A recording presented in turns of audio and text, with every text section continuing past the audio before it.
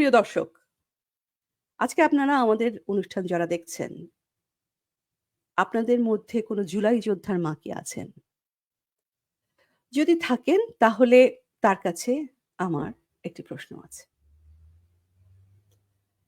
জুলাই যোদ্ধার মায়েরা, আপনারা কেমন আছেন? আপনাদের ছেলেমেয়েরা কেমন আছে? তারা কি নিরাপদ?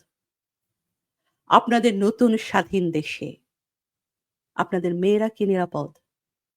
আপনার মেয়েটি কি সন্ধ্যার পর বাইরে বেরোতে পারছে? আপনাদের ছেলে-মেয়েদের meticulous প্ল্যান করে যারা রাস্তায় নামালো, আজকে সেই ছেলেরা কোটি টাকার গাড়িতে চড়ে, হেলিকপ্টারে চড়ে, চাঁদাবাজি করে, বিলাসবহুল ৫ তারকা হোটেল ওয়েস্টিন এ বন্ধু-বান্ধব সহ খেতে যায়। এবং এতবার যায় যে কোন দিন গিয়েছে এটা তারা মনে করতে পারে না। আমার খুব জানতে ইচ্ছে করছে, আপনাদের ছেলেমেয়েরা এই জুলাই আন্দোলন করে কি পেল? এই প্রশ্নটা কি আপনারা আপনাদের নিজেদেরকে করেছেন? এই প্রশ্নটা কি আপনি আপনার সন্তানকে করেছেন? আজকে আপনাদের ছেলেমেয়েদের এই জেনারেশনটা চাঁদাবাজ, মববাজ, দেশ ধ্বংসের কারিগর হিসেবে প্রতিষ্ঠিত হয়ে গেল। পিতৃসম, মাতৃসম শিক্ষক-শিক্ষিকাদের গায়ে হাত তুলল এই ছাত্ররা। এই অভিশাপ কুড়িয়ে তারা কি পেল? এই ছেলেমেয়েরা পৃথিবীর কোনো উন্নত দেশে আজকে ভিসা পায় না। যেই ছাত্ররা ছিল এই দেশের মানুষের সবচেয়ে ভরসা, সবচাইতে স্নেহের জায়গা, সবচেয়ে বিশ্বাসের জায়গা। আজকে সেই ছাত্রদের নাম শুনলে মানুষ আতঙ্কিত হয়ে যায়।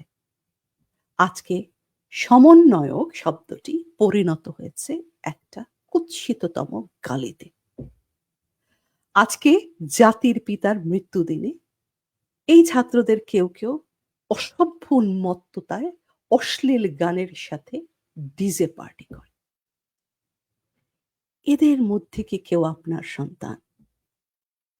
আপনার পাড়া প্রতিবেশী, আত্মীয়-স্বজনরা আপনাদের কাছে এর জবাব চায় না?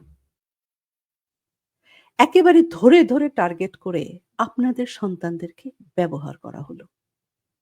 দেশটাকে মেধাশূন্য করার জন্য একটা গোটা জেনারেশনকে করাপ্ট করেছে এমন একটা দেশি এবং বিদেশি চক্র যারা এই দেশের অস্তিত্বই চায় না। যারা চায় না এদেশের ছাত্রদের ডাকে আর কখনো কোনো মানুষ রাস্তায় নামুক, প্রতিবাদ করুক, ছাত্রদেরকে বিশ্বাস করুক। এই চক্রান্ত কি আজকে আপনারা বুঝতে পারছেন? আজকে পরিস্থিতি এমন পর্যায়ে পৌঁছেছে যে একজন জাজ, একজন বিচারক ওপেন আদালতে বলতে বাধ্য হচ্ছেন যে এই ছাত্রদের ভবিষ্যৎ কি? তাদের ভবিষ্যৎ তো অলরেডি শেষ। আজকে আপনাদের সন্তানদের এই ভবিষ্যৎ ধ্বংসের জন্য কাকে দায়ী করেন আপনারা? আজকে তো শেখ হাসিনা নেই। আজকে এই দায় কার উপর চাপাবেন আপনারা? আজ আপনাদের প্রতিবাদ কোথায়? সারা জীবন দেখেছি মা রক্ষা করেন তার সন্তানদের। নিজের জীবনের বিনিময়ে হলেও রক্ষা করেন। আর আজকে আপনাদের সন্তানদের ভবিষ্যৎ বিপন্ন। আপনারা আপনাদের সন্তানদের ভবিষ্যৎ রক্ষা করবেন না, প্রতিবাদ করবেন না।